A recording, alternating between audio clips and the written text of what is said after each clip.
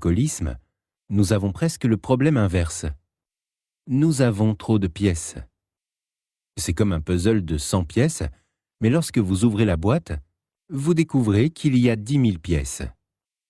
Avec l'abondance d'informations sur l'alcool, l'alcoolisme et la toxicomanie, la question est: quels sont les facteurs clés à identifier pour comprendre pourquoi tant de gens consomment de l'alcool et pourquoi certains éprouvent de grandes difficultés à s'arrêter? En fait, cela devient encore plus compliqué parce qu'une partie de ces pièces dont nous avons besoin ne sont même pas dans la boîte, mais dans d'autres boîtes pour d'autres puzzles. La consommation d'alcool et l'alcoolisme se composent des effets chimiques, physiques, physiologiques et psychologiques de l'alcool sur les êtres humains et de l'impact cumulatif de ces effets. J'ai moi-même passé 25 ans de ma vie à boire, mais j'ai toujours été curieux et j'ai toujours cherché des réponses pratiques pour comprendre tout ce qui m'intéresse. Tout au long de ma vie de buveur, et même depuis que j'ai cessé de boire, j'ai effectué des recherches et j'ai cherché à comprendre les aspects particuliers des effets de l'alcool sur moi. Ainsi, lorsque j'avais une vingtaine d'années et que j'ai découvert que les nuits où je buvais, je me réveillais au milieu de la nuit et que je n'arrivais pas à me rendormir, j'ai fait des recherches sur l'impact de l'alcool sur le sommeil. Au fil des années, j'ai continué à réfléchir et à analyser ma consommation d'alcool. Je n'avais pas l'intention d'écrire sur le sujet, je m'y suis juste intéressé et j'ai cherché à le comprendre, car l'alcool avait de plus en plus d'emprise sur moi. Je l'ai fait à partir de mes propres recherches et en analysant mes expériences personnelles. Comme les choses devenaient de plus en plus désespérées, je me suis tourné vers les alcooliques anonymes en pensant que cela m'aiderait à mieux comprendre. Malheureusement, ce n'est pas le cas.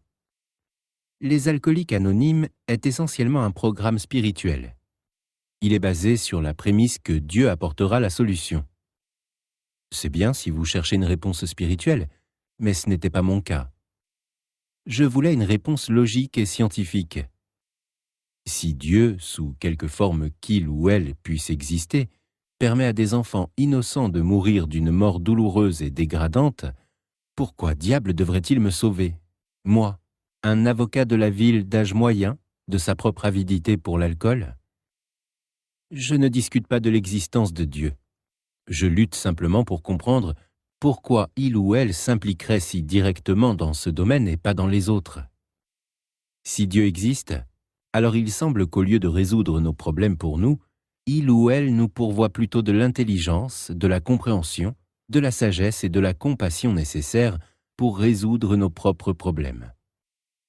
Ce que je n'ai jamais pu accepter dès le début, c'est la folie irrationnelle et collective de l'alcoolisme, l'idée qu'il est impossible d'en apporter une quelconque forme de rationalisation, à quelque niveau que ce soit, ou de comprendre les raisons pour lesquelles l'alcoolique prend chaque boisson. Certaines personnes pensent qu'elles deviennent obsédées par les choses et c'est par hasard l'alcool qui est l'objet de leur obsession. Mais si c'est le cas, pourquoi un nombre similaire de personnes ne boit pas trop d'eau ou trop de jus de fruits?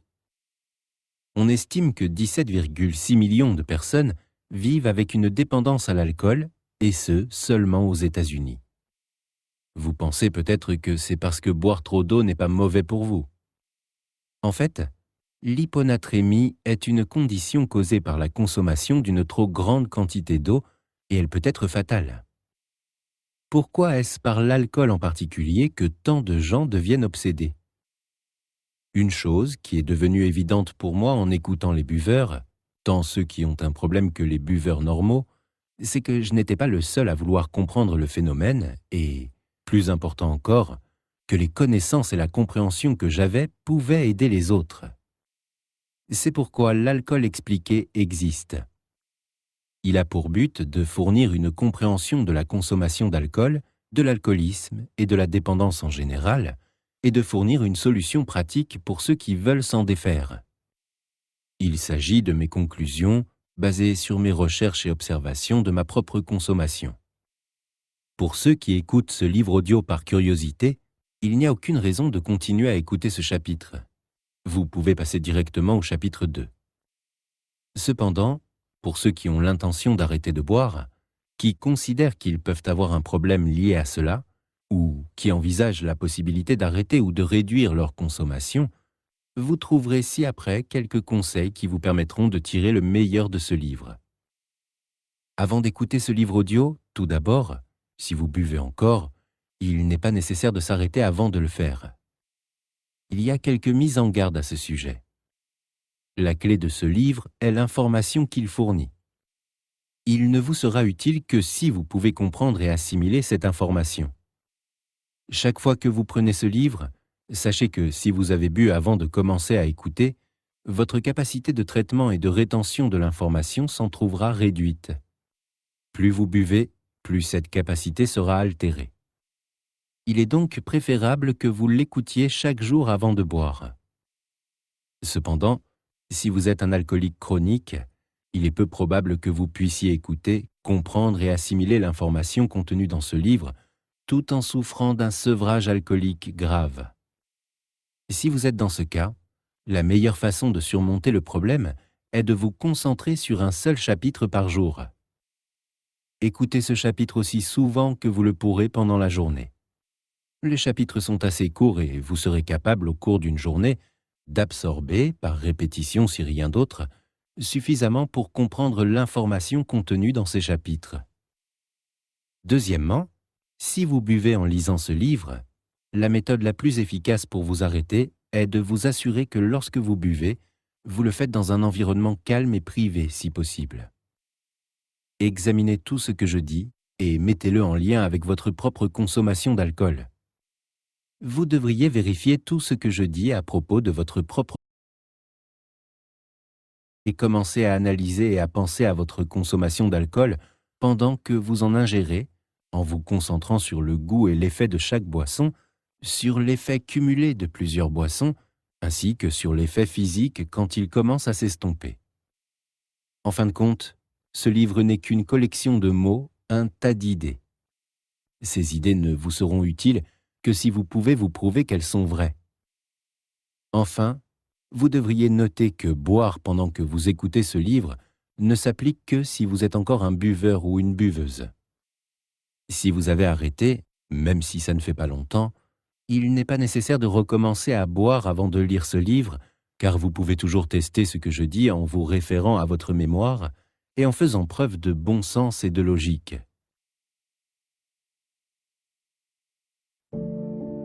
Chapitre 2. Les effets physiologiques de l'alcool. L'alcool est un anesthésiant et un dépresseur, c'est un fait médical reconnu. C'est pourquoi il est capable d'atténuer les états de fatigue ou de douleur. Cependant, c'est aussi un fait que le corps et l'esprit humain ne sont pas passifs.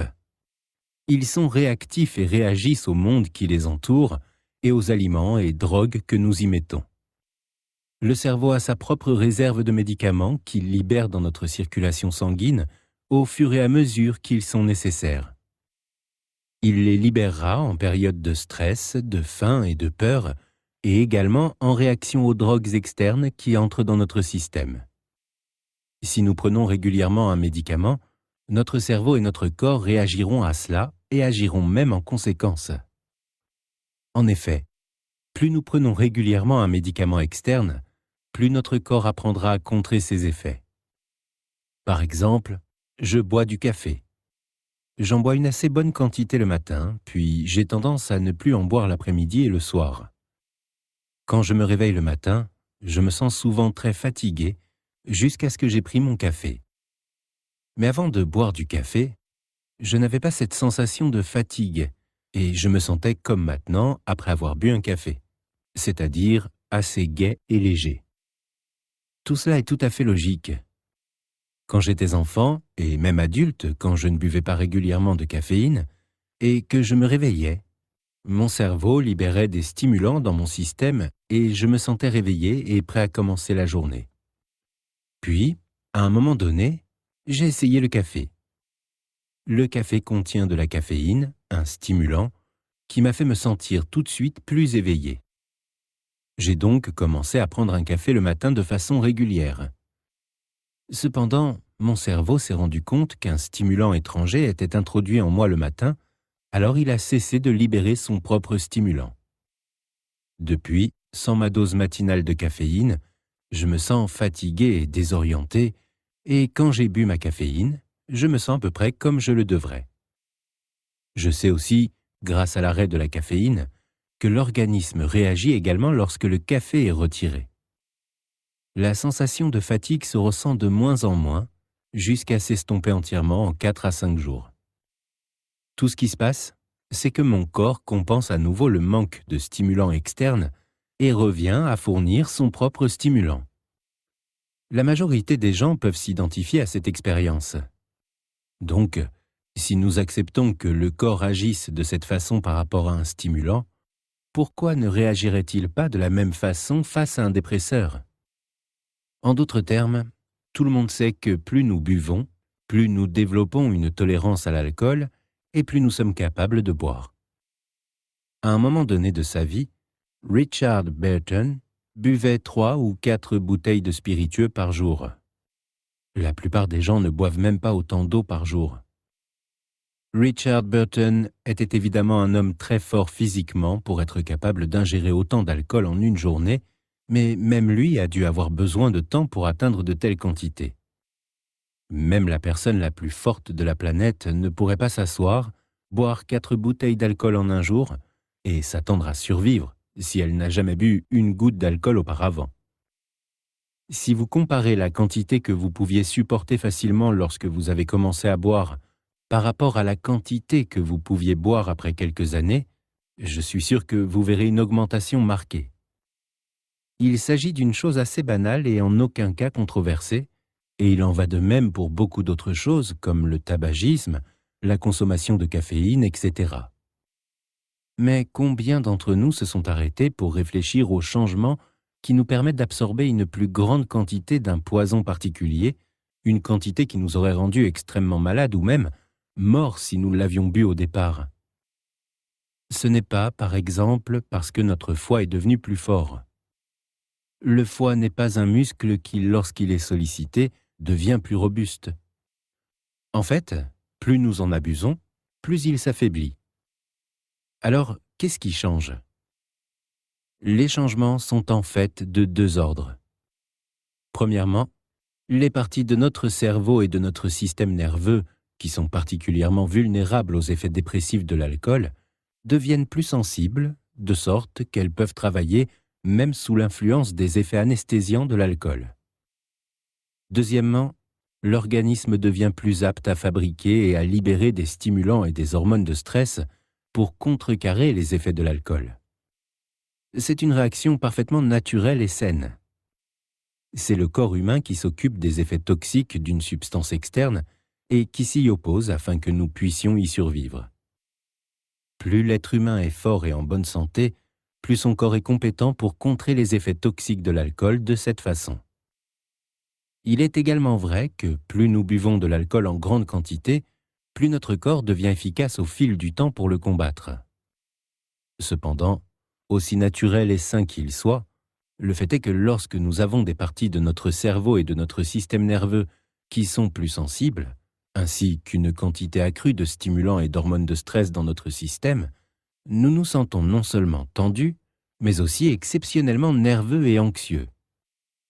Plus nous buvons, plus ce sentiment de nervosité et d'inquiétude est prononcé lorsque l'alcool s'estompe, et il est tout à fait habituel qu'il provoque une dépression totale. Après tout, l'alcool disparaîtra, mais la sensation de nervosité causée par l'augmentation de la sensibilité et des stimulants demeurera pendant un certain temps après. Il existe de nombreuses études traitant de ces 2 effets. Cependant, à des fins pratiques, la science qui les sous-tend n'est pas pertinente. Tout ce qu'il faut savoir, c'est que l'effet relaxant d'une boisson est rapidement remplacé par le sentiment d'anxiété qui y correspond. Un seul verre produira une sensation de relaxation relativement mineure et, par conséquent, une sensation d'anxiété mineure. Cependant, si nous consommons de plus grandes quantités, le sentiment d'anxiété augmentera en conséquence et pourra passer de l'anxiété à la dépression totale. Il est également vrai qu'avec le temps, les effets deviennent plus prononcés à mesure que l'organisme devient plus efficace pour contrer les effets de l'alcool. Il existe en fait un lien très clair entre la dépression et l'alcool, et l'automutilation et le suicide sont beaucoup plus fréquents chez les personnes ayant des problèmes d'alcool. En effet, l'alcoolisme est un facteur dans environ 30% de tous les suicides réussis et environ 7% de ceux qui ont une dépendance à l'alcool finiront par se suicider. Aux États-Unis, dans les cellules de dégrisement, un gardien surveille constamment les détenus qui ont la gueule de bois car ils sont beaucoup plus susceptibles de tenter de se suicider. Certaines personnes prétendront sûrement que les personnes atteintes d'une maladie mentale sont plus sujettes à l'alcoolisme et à la dépression. Cela peut être le cas ou non, mais le fait est que les gueules de bois causent la dépression, que vous soyez mentalement malade ou non. Même pour les personnes n'ayant pas de problème de santé mentale, le sevrage de l'alcool ne fera qu'empirer les choses. Peu importe la gravité de votre état, votre situation empirera largement si vous buvez. Le remords de l'alcoolique est un symptôme très courant de la gueule de bois. On suppose généralement que cela est dû à des choses que la personne a faites lorsqu'elle était en état d'ébriété et qu'elle regrette ensuite le lendemain. Cela peut exacerber le problème, mais la vraie cause en est le déséquilibre chimique dans le cerveau et le corps. C'est pourquoi les gens se sentent souvent déprimés le lendemain de la consommation d'alcool, et lorsque nous sommes déprimés, nous nous concentrons naturellement sur les aspects les plus négatifs de notre vie, quels qu'ils soient, même s'il s'agit de choses mineures qui, en temps normal, ne nous accableraient pas outre mesure. Bien sûr, plus nous passons de temps à nous concentrer sur les pires aspects de notre vie, plus nous devenons malheureux.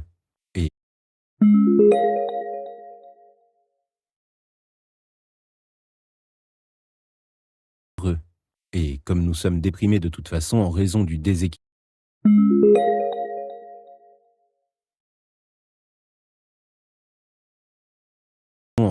déséquilibre chimique de notre cerveau, alors nous sommes plus susceptibles de considérer ces choses négatives comme accablantes et terribles, et donc d'avoir un moral qui descend en flèche. C'est pourquoi on a tendance à tenir compte de facteurs comme la colère, la culpabilité et le regret lorsqu'on tente de répondre à la question de savoir pourquoi les gens développent un problème d'alcool. Lorsqu'une personne est déprimée parce qu'elle a consommé de l'alcool, elle ne l'est pas pour une raison réelle, mais parce qu'elle a eu une réaction chimique directe à la consommation d'alcool précédente. Cependant, cette dépression l'amène à s'attarder sur tout ce qu'elle peut avoir de négatif dans sa vie. L'esprit qui a la gueule de bois trouvera toujours une façon inquiétante de voir les choses et se concentrera dessus. C'est essentiellement ce que le buveur chimiquement déprimé fait de sa vie. Chaque être humain sur la planète a un certain nombre de choses négatives dans sa vie qu'il peut ressasser s'il veut, ou s'il est déprimé en raison d'un déséquilibre chimique dans son cerveau, qu'il soit causé par la boisson ou autre chose. Cependant, lorsque la dépression est causée par un déséquilibre chimique qui, en soi, est causé par une consommation antérieure d'alcool, elle peut être soulagée par une consommation accrue. Imaginez que le cerveau fonctionne normalement. Nous introduisons ensuite un dépresseur, de l'alcool. Le cerveau ne peut pas continuer à fonctionner normalement. Une partie du cerveau devient donc plus sensible afin de pouvoir encore fonctionner sous l'influence du dépresseur. L'alcool est ensuite éliminé, mais les stimulants restent et nous nous sentons nerveux, anxieux, mal à l'aise et même complètement déprimés. Mais si nous buvons plus d'alcool, nous nous débarrassons immédiatement de ce sentiment de nervosité, d'anxiété et de dépression. Essentiellement, la dépression découle du fait que le cerveau a été remis au travail lorsqu'il était sous l'influence de l'alcool et qu'il tourne à plein régime une fois que les effets de l'alcool se sont estompés. Par conséquent, si notre buveur déprimé prend un verre, le cerveau redevient plus près du niveau normal et, surprise, il ou elle se sent beaucoup mieux et les choses négatives sur lesquelles il ou elle s'est concentré dans sa dépression sans alcool cessent soudainement de l'inquiéter, ou elle l'inquiète beaucoup moins. Ils croient donc sincèrement qu'il y a certaines parties de leur vie qui les font souffrir et déprimer, et que la consommation d'alcool soulage cela. En fait, oui, mais ce qu'ils oublient, c'est que c'est l'alcool qui est à l'origine de la dépression. La dépression n'est pas seulement causée par le déséquilibre chimique résultant des abus de boissons, elle est aussi exacerbée par les effets secondaires physiques tels que le manque de sommeil, qui est traité en détail dans un chapitre ultérieur, les nausées et la dégradation physique en général. Tout cela contribue à notre état dépressif. Soit nous souffrons des effets néfastes de l'angoisse mentale et de la dépression jusqu'à ce qu'elle s'estompe, soit nous recommençons à boire. Si nous recommençons à boire, l'alcool diminue les effets secondaires physiques de sorte que nous nous sentons immédiatement mieux. Cependant, lorsqu'il disparaît, la dépression et l'anxiété reviennent. C'est l'un des éléments clés pour comprendre l'alcool. Il soulage la dépression et l'anxiété causées par les effets des boissons précédentes. Le buveur en question peut avoir autant de succès, de chance, de richesse, de célébrité ou de puissance qu'il est possible d'en avoir. Peu importe quel être humain il est ou ce qu'il possède. Il peut être la personne qui réussit le mieux au monde. S'il s'est mis une bonne vieille mine la veille au soir, il se réveillera déprimé et seul un autre verre lui enlèvera cette dépression. L'alcoolisme et la consommation problématique d'alcool semblent souvent illogiques aux yeux des gens de l'extérieur, mais également aux yeux des buveurs eux-mêmes. Cependant, il n'y a rien d'illogique à cela. Préféreriez-vous tout avoir et être déprimé? Et par déprimé, je veux dire déprimé correctement, chroniquement déprimé? Ou préférez-vous ne rien avoir et être heureux? C'est le choix auquel l'alcoolique est confronté. Peu importe ce qu'il a, l'effet chimique de l'alcool le rend déprimé et malheureux. Et seul un verre peut soulager ça. Même si vous pensez que vous choisirez de tout avoir et d'être déprimé, combien de temps pensez-vous que vous tiendriez si vous pouviez faire une chose pour soulager votre dépression et que cette chose était disponible gratuitement et vous était offerte plusieurs fois par jour et que tout le monde autour de vous en buvait avec bonheur? C'est pourquoi l'alcool peut avoir une telle emprise sur les gens, les poussant à sacrifier leurs amis, leur famille, leur travail, leur maison, voire même leur vie. En voyant des gens célèbres et prospères alcooliques, les gens se demandent pourquoi ils sont si malheureux et se tournent vers la boisson alors qu'ils semblent tout avoir. En fait, ils font simplement ce que tout le monde fait. Ils boivent parce qu'ils se sentent bien, mais avec le temps, la boisson elle-même les rend malheureux. Cependant, ils ne s'en rendent pas compte, car c'est aussi la boisson qui semble soulager leur malheur, alors ils continuent à boire et exacerbent le problème. Les gens riches et prospères sont tout aussi susceptibles de boire que n'importe qui d'autre. En fait, ils sont souvent plus susceptibles de boire et d'en abuser. Pour la plupart des gens, leur consommation d'alcool est tempérée par le fait qu'ils doivent aller travailler ou qu'elle est limitée par des contraintes financières. Pour des gens célèbres comme les stars de cinéma et les musiciens, non seulement ils ont plus de temps libre, mais ils passent aussi beaucoup plus de temps à fréquenter des lieux où on sert des boissons alcoolisées, ils ont plus d'argent à dépenser pour boire, ils peuvent souvent travailler sous l'influence de l'alcool, et ils sont donc plus susceptibles ou plus capables de consommer de manière irresponsable et d'avoir des problèmes d'alcool. C'est pourquoi tant d'alcooliques croient qu'ils sont une race à part.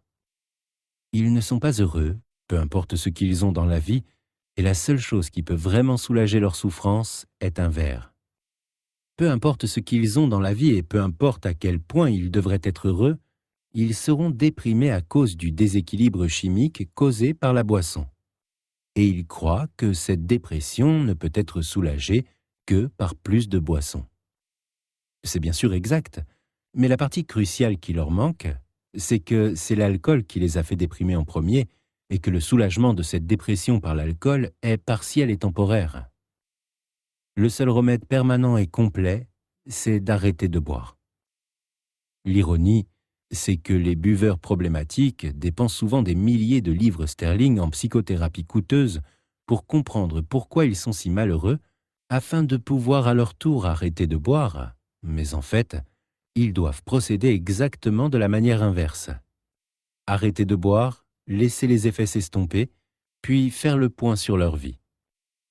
Ils constateront que les choses pour lesquelles ils devenaient déprimés lorsqu'ils buvaient cessent de les inquiéter ou, à tout le moins, deviennent beaucoup plus faciles à gérer et moins pénibles à maîtriser. Vraiment, quoi de plus addictif qu'une substance qui enlève la dépression dont vous souffrez, peu importe à quel point vous devriez être heureux.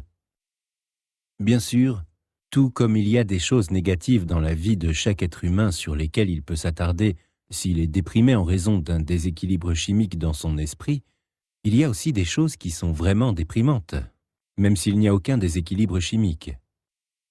L'alcool, étant un dépresseur, enlèvera aussi la tension. Cependant, lorsqu'elle disparaîtra, le buveur se retrouvera non seulement avec l'événement déprimant, mais aussi avec les séquelles de la boisson, ce qui ne peut qu'exacerber la misère. En termes très simples, si vous avez un problème, boire ne le résoudra pas. En fait, cela ne fera qu'empirer les choses. Les choses qui sont vraiment terribles, mais gérables, peuvent devenir vraiment terribles et insupportables si l'on tient compte des conséquences déprimantes de la consommation d'alcool. S'il est vrai que l'alcool cause l'anxiété et la dépression, puis les soulage ensuite, alors presque tout le monde serait alcoolique dès le début et il n'y aurait guère de gens sobres sur la planète. En outre, le simple fait d'expliquer la situation permettrait de guérir immédiatement tout buveur alcoolique ou à problème, ou tout autre type de buveur. Si vous êtes anxieux et déprimé pour quelque raison que ce soit, et que quelque chose vous soulage, cela ne signifie pas que vous devenez immédiatement dépendant de cette substance. Vous voudrez peut-être soulager votre anxiété et votre dépression si vous en souffrez à nouveau. Mais si quelqu'un vous expliquait que la substance était en fait un poison, que si vous le preniez, vous perdriez votre emploi, votre maison, vos amis, votre famille, votre estime de vous-même et même votre vie, et que dans tous les cas, c'est cette substance qui cause la dépression, vous arrêteriez très probablement de la prendre facilement et sans problème. Bien sûr, ce n'est pas aussi simple que cela. Alors, quels sont les facteurs supplémentaires qui font qu'une substance peut créer une dépendance, c'est-à-dire quelque chose que vous serez forcé de prendre contre votre gré, bien qu'il vous soit catégoriquement prouvé que la substance est la cause et non la guérison de vos problèmes, et que non seulement elle vous tuera, mais elle vous volera aussi vos amis, famille, travail, maison et estime de vous avant que cela se fasse. Pour le comprendre, nous devons maintenant quitter les domaines de la chimie et de la physiologie pour nous intéresser à celui de la psychologie, en particulier à notre subconscient. Rappelons qu'une énorme cuite provoquera un sentiment de dépression le lendemain, mais qu'une consommation d'alcool à une échelle moindre aura un impact négatif, mais à une échelle réduite en conséquence. Un seul verre produira une sensation d'anxiété correspondante, mais celle-ci sera presque imperceptible. Imperceptible pour notre esprit conscient au moins, mais pas pour notre subconscient.